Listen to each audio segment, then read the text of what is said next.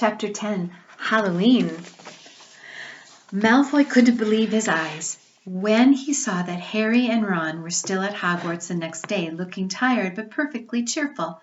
Indeed, by next morning Harry and Ron thought that meeting the three-headed dog had been an excellent adventure, and they were quite keen to have another one.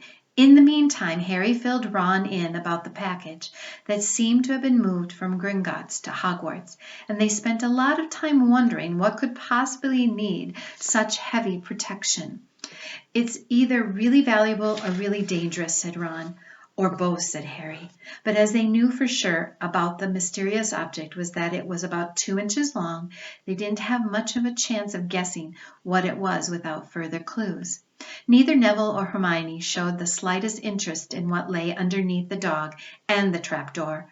All Neville cared about was never going near the dog again. Hermione was now refusing to speak to Harry and Ron, but she was such a bossy know-it-all that they saw this as an added bonus. All they really wanted now was a way of getting back at Malfoy, and to their great delight, just such a thing arrived with the post about a week later.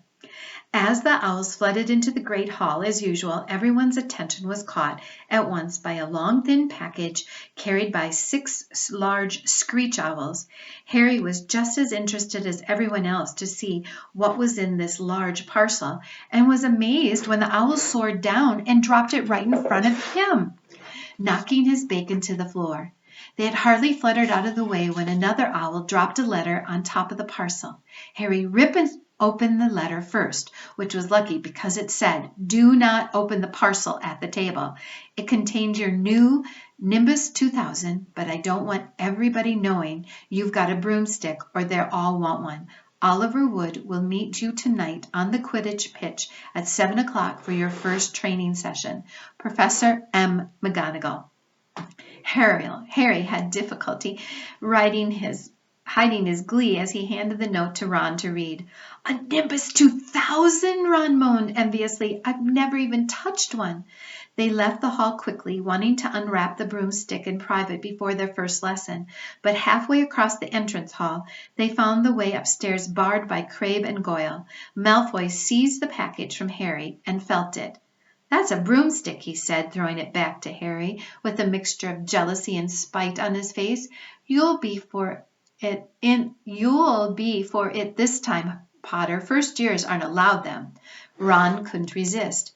"It's not any old broomstick," he said. "It's a Nimbus 2000. What did you say you've got at home, Malfoy? A Comet 260? Ron grinned at Harry. "Comets look flashy, but they're not in the same league as the Nimbus." "What could you know about it, Weasley? You couldn't afford half the handle." Malfoy snapped back. "I suppose you and your brothers have to save up twig by twig." Before Ron could answer, Professor Flitwick appeared at Malfoy's elbow. "Not arguing, I hope, boys," he squeaked. "Potter's been sent a broomstick, Professor," said Malfoy quickly. Yes, that's right." Professor Flitwick, beaming at Harry. "Professor McGonagall told me all about the special circumstances, Potter. And what model is it?" "A Nimbus 2000, sir," said Harry, fighting not to laugh at the horror on Malfoy's face. "And it's really thanks to Malfoy here that I've got it," he added. Harry and Ron headed upstairs, smothering their laughter as Malfoy's obvious rage and confusion. "Well, it's true," Harry chortled as they reached the top of the marble staircase. "If he hadn't stolen Neville's Remember-all, I wouldn't be in the team." "So I suppose you think that's a reward for breaking rules?" came an angry voice from just behind them. Hermione was stomping up the stairs, looking disapprovingly at the package in Harry's hand. "I thought you weren't speaking to us," said Harry. "Yes, don't stop now," said Ron. "It's doing us so much good." Hermione marched away with her nose in the air. Harry had a lot of trouble keeping his mind on his lessons that day. It kept wandering up to the dormitory, where his new broomstick was lying under his bed, or straying off to the Quidditch pitch, where he'd be learning to play that night. He bolted his dinner that evening without noticing that what he was eating, and then rushed upstairs with Ron to unwrap the Nimbus 2000.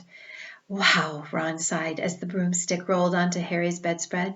Even Harry, who knew nothing about the different brooms, thought it looked wonderful. Sleek and shiny with a mahogany handle, it had a long tail of neat straight twigs and Nimbus 2000 written in gold near the top. As 7 o'clock drew near, Harry left the castle and set off towards the Quidditch pitch in the dusk. He'd never been inside the stadium before. Hundreds of seats were raised in stands around the pitch so that the spectators were high enough to see what was going on. At either end of the pitch were 3 golden poles with hoops on the end. They reminded Harry of the little plastic sticks Muggle children blew bubbles through, except that they were 50 feet high. Too eager to fly again to wait for Wood, Harry mounted his broomstick and kicked off the ground. What a feeling! He swooped in and out of the goalposts and then sped up and down the pitch. The Nimbus 2000 turned whenever he wanted at his slightest touch. "Hey, Potter, come down!" Oliver Wood had arrived. He was carrying a large wooden crate under his arm. Harry landed next to him. "Very nice," said Wood, his eyes glinting. "I see what McGonagall meant. You really are a natural. I'm just going to teach you the rules this evening. Then you'll be joining team practice 3 times a week." He opened the crate. Inside were 4 different sized balls. "Right," said Wood. "Now Quidditch is easy enough to understand, even if it's not too easy to play. There are 7 players on each side. 3 of them are called chasers."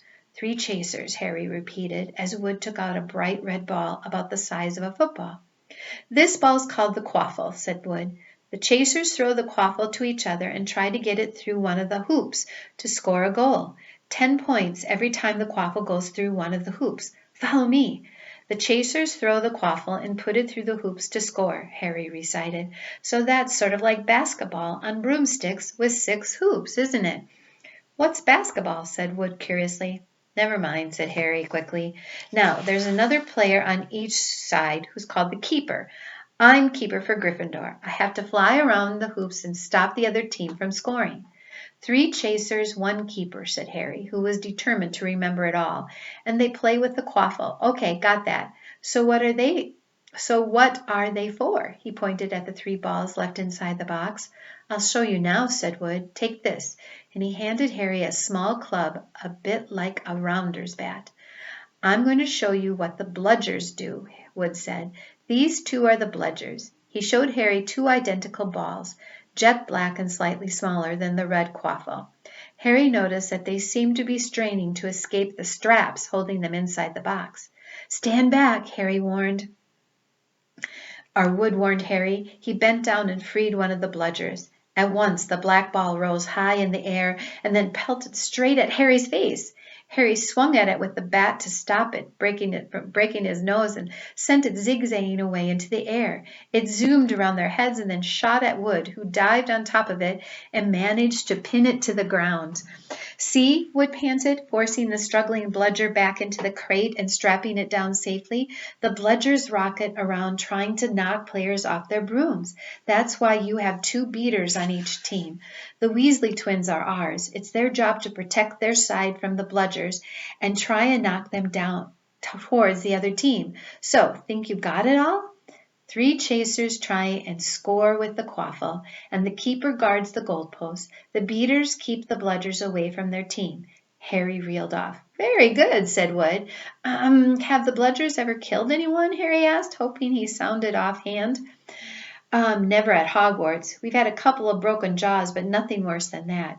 Now, the last member of this team is the Seeker. That's you, and you don't have to worry about the quaffle or the bludgers.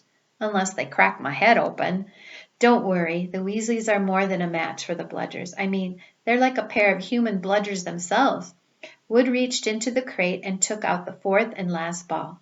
Compared with the quaffle and the bludgers, it was tiny, about the size of a large walnut. It was bright gold and had little fluttering silver wings. "This," said Wood, "is the golden snitch, and it's the most important ball of the lot. It's very hard to catch because it's so fast and difficult to see. It's the Seeker's job to catch it. You've got to weave in and out of the chasers, beaters, bludgers, and quaffle to get it before the other team's Seeker, because whichever Seeker catches the snitch wins his team an extra 150 points, so they nearly always win. That's why Seekers get fouled so much. A game of Quidditch only ends when the snitch is caught, so it can go on for ages. I think the record is 3 months. They had to keep bringing on substitutes so the players could get some sleep. Well, that's it. Any questions? Harry shook his head. He understood what he had to do all right. It was doing it that was going to be the problem. We won't practice with the snitch yet, said Wood, carefully shutting it back inside the crate. It's too dark and we might lose it. Let's try you out with a few of these. He pulled a bag of ordinary golf balls out of his pocket, and a few minutes later he and Harry were up in the air, Wood throwing the golf balls as hard as he could in every direction for Harry to catch. Harry didn't miss a single one, and Wood was delighted. After half an hour, night had really fallen, and they couldn't carry on. That Quidditch couple have our name on it this year, said Wood happily as they trudged back up to the castle. I wouldn't be surprised if you turn out better than Charlie Weasley, and he could have played for England if he hadn't gone off chasing dragons.